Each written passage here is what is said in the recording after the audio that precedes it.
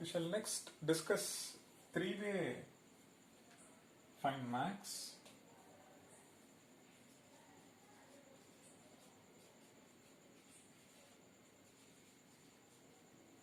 So the recurrence relation is the following. We have 3t n by 3 plus, so what is the idea? You have a problem of size n, which we divide them into 3 subproblems, each of size n by 3, and in turn this one is divided into 3 subproblems, each of size n by 3 and so on, which means n by 3 by 3, n by 9. Then what do? We recursively find max for this, we recursively find max for this, recursively find max for this. Then we compare these 3 and get max for this. So there are 3 local maximum, max 1, max 2, max 3. So we need 2 comparisons to return max for this. Similarly, how do we get this maximum? We take max from this subtree, max from this subtree, spend 2 comparisons and get this. Correct? So if you look at the input size reduction tree, so you have n, then n becomes n by 3, n by 3, n by 3, then n by 9, n by 9, n by 9. So like that it happens. After a while we get to see problem size 1. So very similar to what we did before, we see that this is at level 0, this is at level 1, and this is at level k. Fine. As you can see, the number of nodes at this level is 1. Let me write it as 3 power 0. At this level it is 3, it is 3 power 1. At the next level it is 9, which is 3 square. So the same thing if you do it. At last but one level we will have 3 power k minus 1. At the last level it will be 3 power k. Now what is the value of k such that n becomes 1? So if the same thing if you follow, you see that at this level it is n by 3, at this level it is n by 9. What is the value of k such that n by 3 power k is 1? From this you see that k is log n base 3, which means the last level, which is log n base 3, we will have 3 power log n base 3, which is n itself. So there will be n nodes at the last level. So now you see that n keeps reducing. We want to know what is the value of k, meaning at what level the input which starts at n reduces to 1. Equivalently, n by 3 power k equals 1. What is the value of k? So k is log n base 3. Now let's look at the computation tree using which one can calculate the cost. So now you have got 3 subtrees or 3 subproblems. You get max for this, max for this, max for this. So how many comparisons we need to return max for this? So we spend 2 comparisons to get this. Similarly, we have got 3 maximums, local maximum. From that to get this, we incur 2. So at each intermediate level, we spend 2 comparisons. 2 to each, like that it goes. and after a while we hit T of 1 subproblems. But when we hit T of 1 subproblem, we know each of this is max.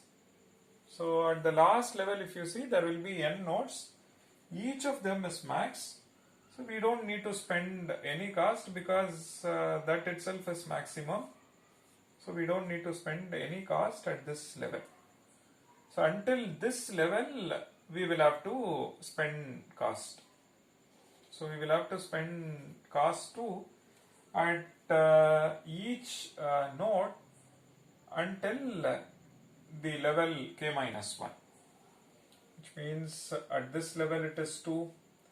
And what is the total cost of this tree? Simply add the cost spent at each level. So this will be 2 into 3 power 1.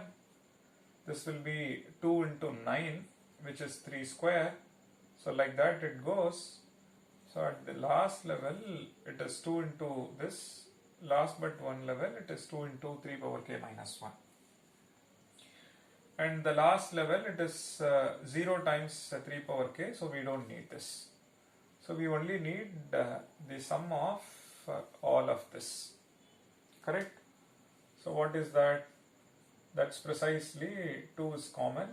So we have got 3 power 0 plus 3 power 1. This is 2 into 3 power 0. And like that it goes up to 3 power k minus 1, which is precisely 2 into 3 power k minus 1 plus 1 minus 1 divided by 3 minus 1.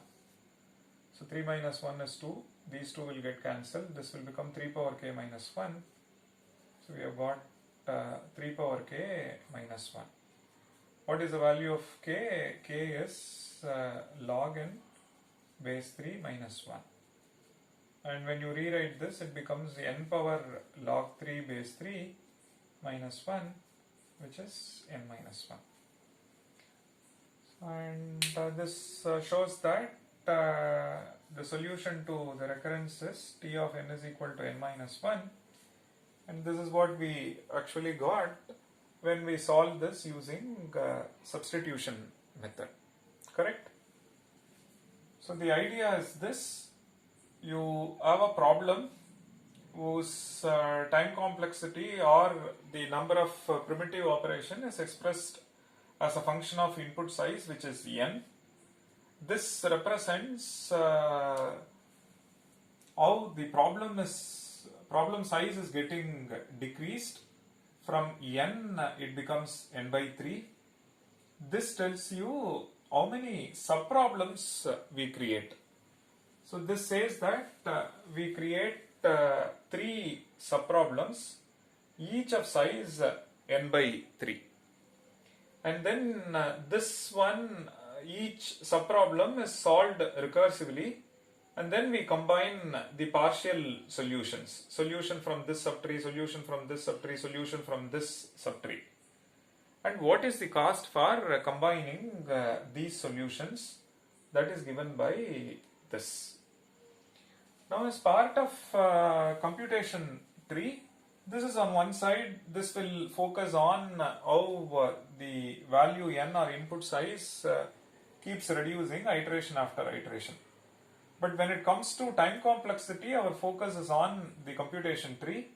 We wish to know what is the cost spent or incurred at each node. At this level it is 2, and at this level it is 2. So like that, at all intermediates level we spend exactly 2. The last level, if you see, it will be 0 everywhere.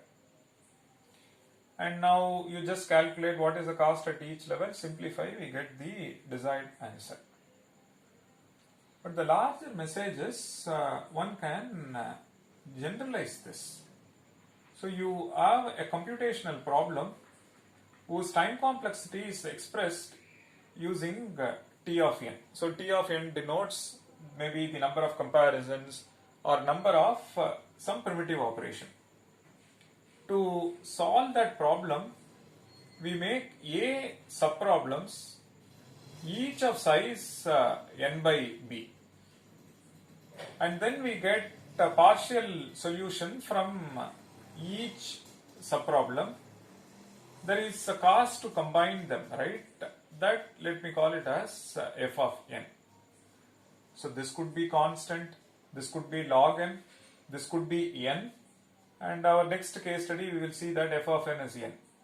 And it could be n log n, it could be n square, it could be 2 power n. So in general, the recurrence is of this form. To solve a problem of size n, we create a subproblems, each of size n by b. And that n by b subproblem, we solve them recursively, meaning n by b becomes n by b square, like that. And then there is a cost to combine them, combine the partial solutions, which is given by the function f of n. Now, whatever case studies we have discussed so far, we had specific values for a and b. For example, in this case, a is 3 and b is 3. The previous one, it was 2, 2. And in the previous one, f of n was 1, and in this case it is 2. And that's all. Now the interesting question is, using this recurrence tree method, can we solve this and get a closed form formula? So that for a given relation, you just have to substitute a and b in the appropriate formula, simplify to get the desired answer. We will experiment with a couple of more case studies, then we shall look at this larger question.